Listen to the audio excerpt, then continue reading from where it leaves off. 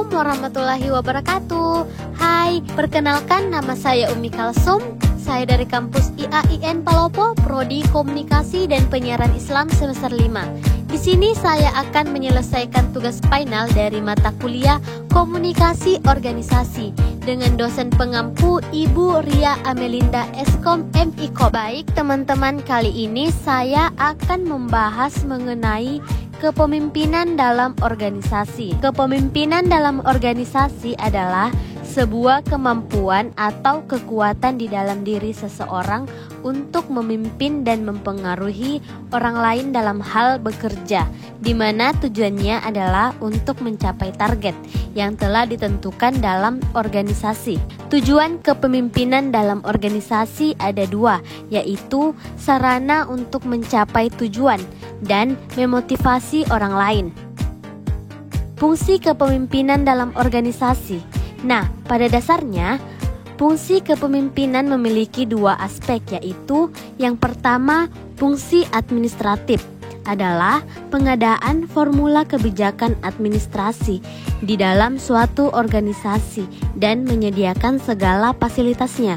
Yang kedua, fungsi sebagai top manajemen adalah fungsi pemimpin dalam proses aktivitas pembuatan planning, organizing, staffing, direction, commanding, and controlling. Skill utama yang wajib dimiliki oleh seseorang pemimpin.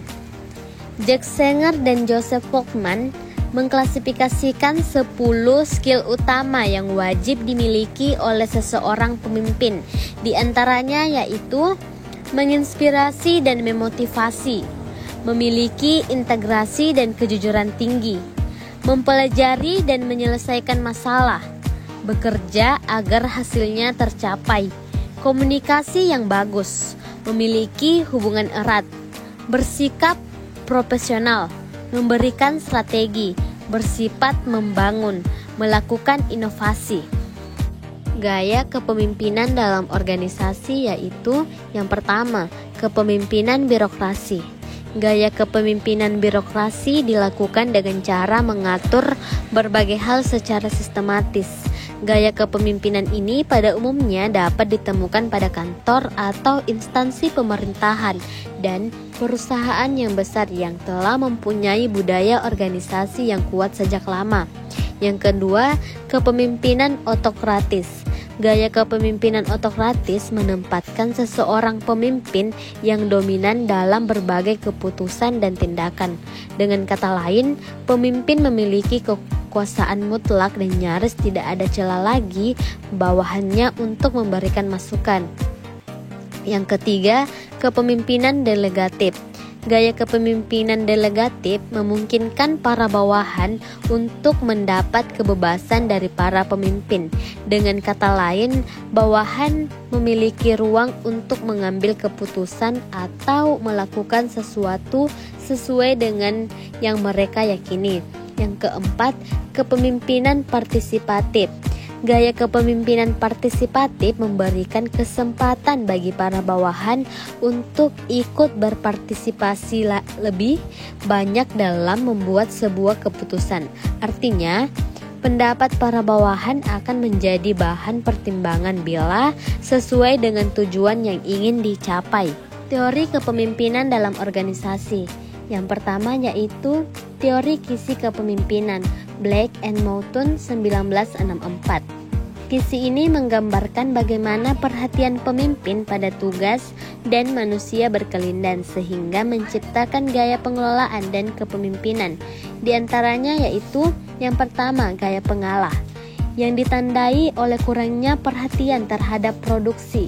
Ia cenderung menerima keputusan orang lain serta menghindari sikap memihak. Yang kedua, gaya pimpinan pertengahan ditandai dengan perhatian yang seimbang antara produksi dan manusia. Bila terdapat perbedaan sikap dan gagasan, ia berusaha untuk jujur tetapi tegas dan mencari pemecahan yang tidak memihak.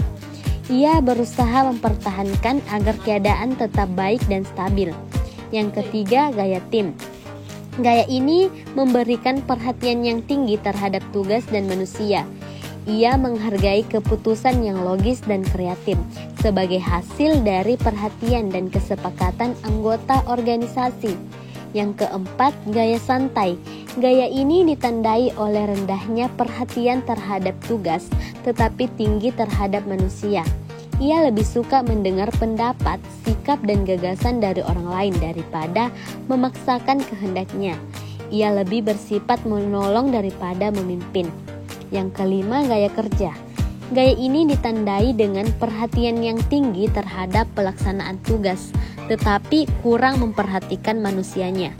Pemimpin seperti ini sangat menjunjung tinggi keputusan yang telah dibuat dengan perhatian utama adalah pelaksanaan dan penyelesaian kerja secara efisien.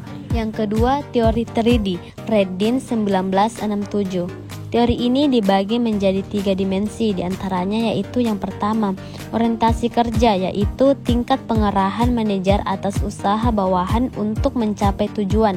Yang kedua, orientasi hubungan. Tingkat hubungan pribadi antara manajer dengan bawahan ditandai dengan adanya sikap saling mempercayai, menghormati gagasan, dan memperhatikan perasaan bawahan. Yang ketiga, keefektifan. Tingkat persyaratan produksi yang dicapai sesuai yang ditetapkan manajemen. Baik teman-teman, itulah yang dapat saya sampaikan. Semoga bermanfaat. Wabillahi taufiq wal hidayah. Wassalamualaikum warahmatullahi wabarakatuh.